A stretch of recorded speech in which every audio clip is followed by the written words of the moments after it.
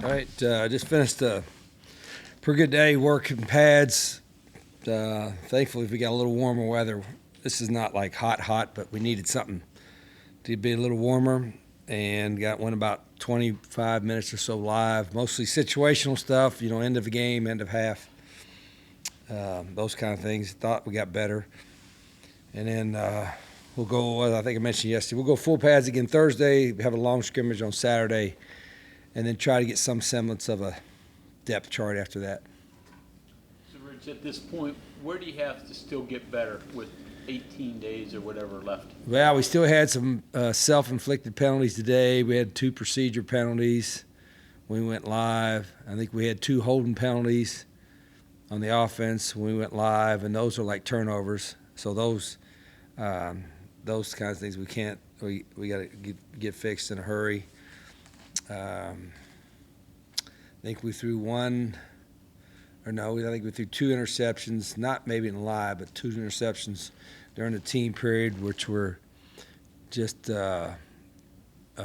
weren't bad throws, were bad decisions kind of deal. So got to get all that cleaned up too. So it's still our problem. It's not a problem, but the thing I wrestle with is that if you got to get better running your plays, you got to run your plays. But we also have a lot of fundamental work to get done too. So, but I'm not a believer in a 3-hour practice to get it done. I think you got to get your work in, and then evaluate it, and then fix it the next day.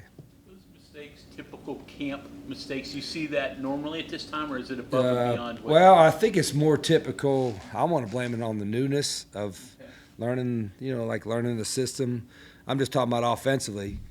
I still think our quarterbacks are looking at our guys too much instead of looking at their guys when they're throwing.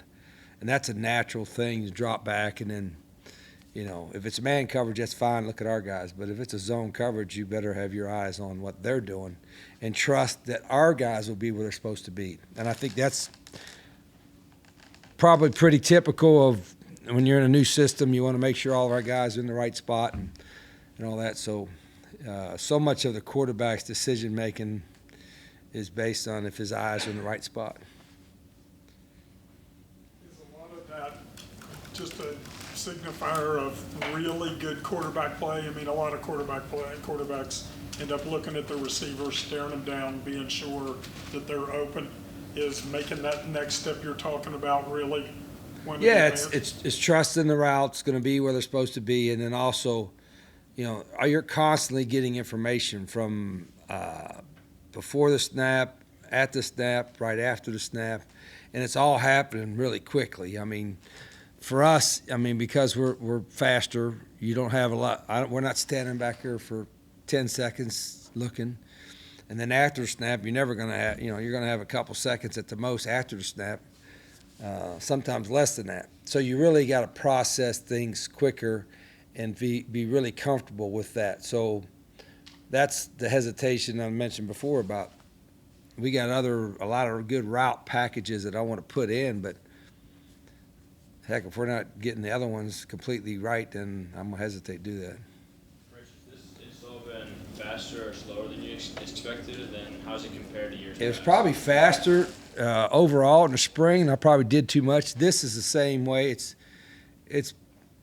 intentionally went slower because there's so many new guys, and then in fact I just put a note down that we got to meet the next couple of days offensively and say, okay, what we got to hone in on a little bit, because there's a couple things we have to put in, but there's a couple things we have in that I simply don't think we need. So I got to clean that up. Rich, when you get tempo where you want it, how fast are you snapping plays? 15 seconds, 10, 5? Yeah, 15 seconds. You could talk to the quarterback up until 15 seconds left on the clock. But we should never get to that unless it's the fourth quarter. Now, there are times where, if you go, and we like to go fast, if you go fast all the time, okay, they can kind of prepare for that. It's when they don't know when you're going fast and when they're not. It's, one of the main advantages the offense has is they know when they're going. So why would you ever let them get comfortable on defense about when you're going, right? I mean, just, when you're going and where you're going. right? And then the defense advantage is that they can move all 11 guys before the snap. But if offense can control when you're going, then we want to be able to use that variable as much as we can. You're prepared for an opener. Do you usually go, this is what we're going to do to win the game? Whatever you have to do, maybe nothing more, nothing less. Is that how you approach it? Well, we got to get, okay, what's your core? I mean, what's your, I don't know, people say identity, whatever that is. What do you know you can execute? And then are they going to let you execute that? Or are they just better than you? Or they got a better idea to stop that? And so what are your answers? What we'll have on all offense, defense, and special teams, in every game we'll have what we call an answer sheet. When I have a play sheet, I'm not usually looking at it to call plays. If I got to look at it, I don't know my offense. You know what I mean? I may look at it for a special situation, but a lot of times I'm just covering my mouth because I don't want to see him cussing, reading my lips. I'm like, okay, it ain't for anything other than that a lot of times. But in between, at halftime and certain breaks, we will look at what I call the answer sheet on all three phases where, okay, this is, if they're doing this is what our answers are. If they're doing this coverage, this is what our answers are. And that answer sheet gets built before the season. And then it's this kind of daily or weekly updated and all that. But what you have on your answer sheets, that's your kind of go-to things. If they do this, you do that. You know what I mean? So that answer sheet, per se, will be done 8 days before the first game. Special teams work in today? Yeah, we did. We did some fast field goal, end of half, end of game stuff we had to run on.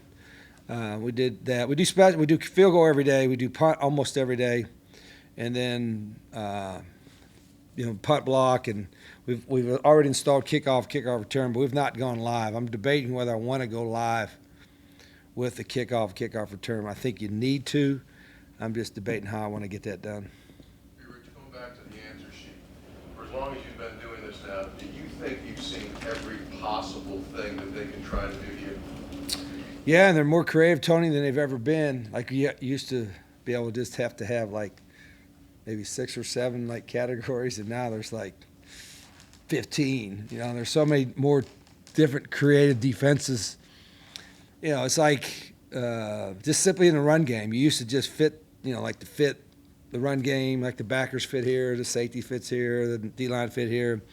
And then if you're backside, just pursuit to the ball as fast as you can and watch the cutback.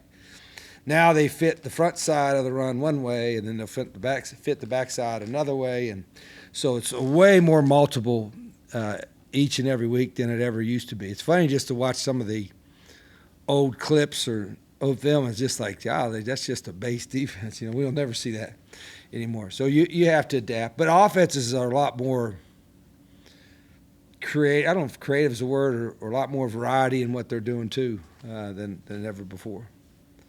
Rich, the more times you're in full pads, are they getting better at the things you were upset about on the first day? Well, I don't.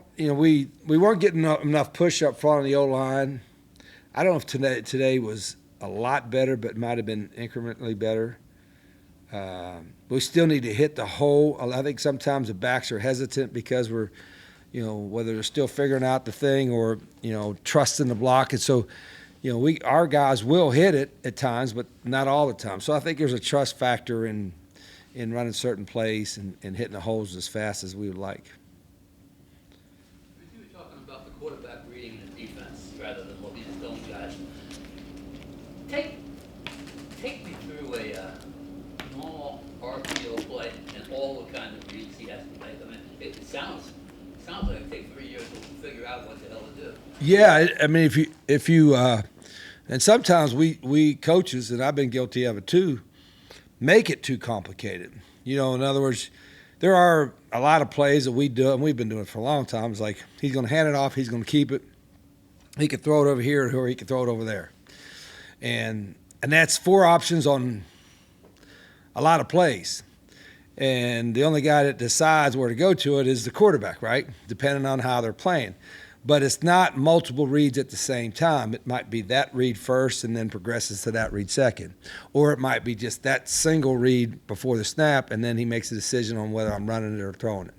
So the RPO world has grown in the last 10 years enormously, where before you just, and for us, you used to either hand it off, keep it, or throw a bubble screen, right?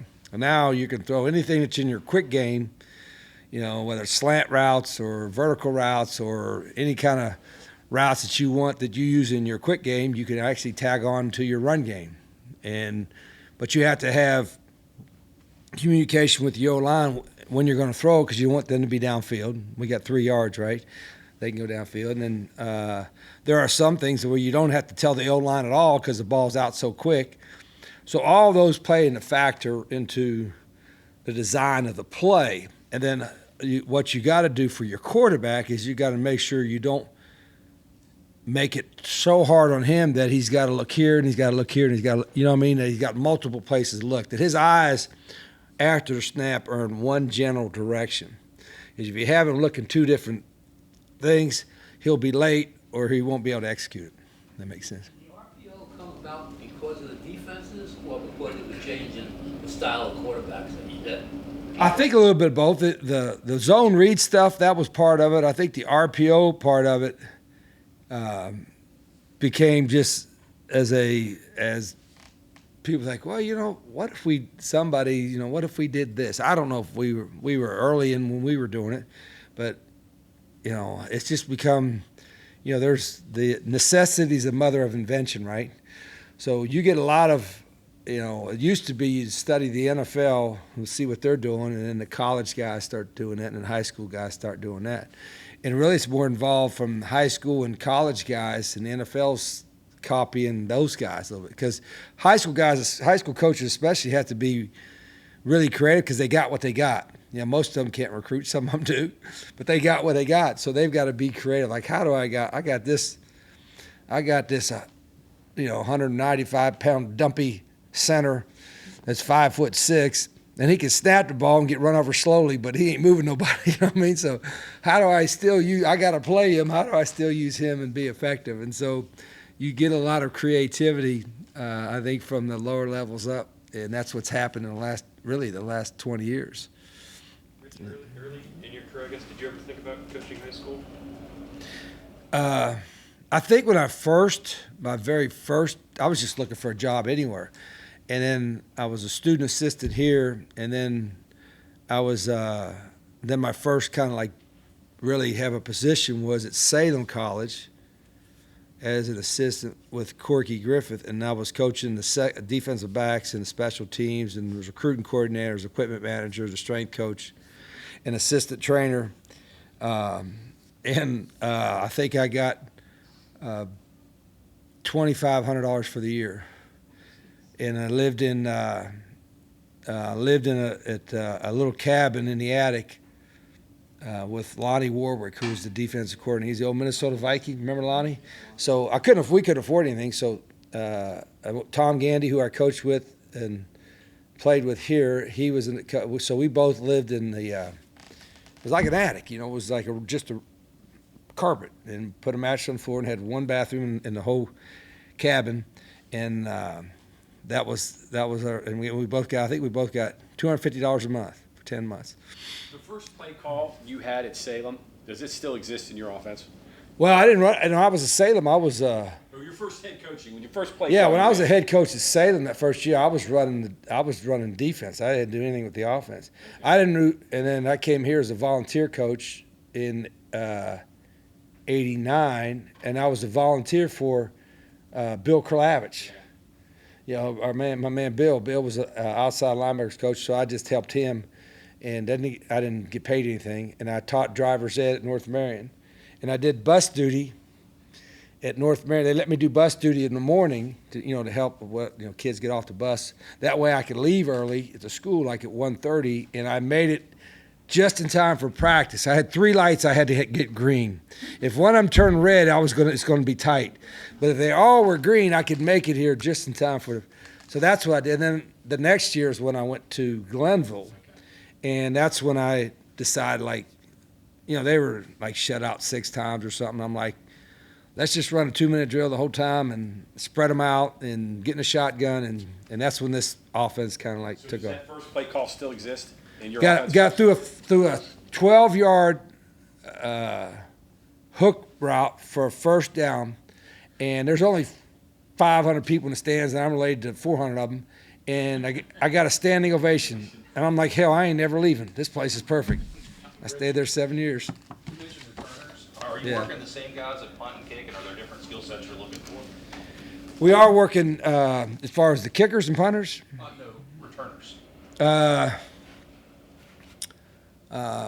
There are some the same, some different. Yeah, there's a couple guys that are kick returners that are not punt returners, but we have several candidates for punt return.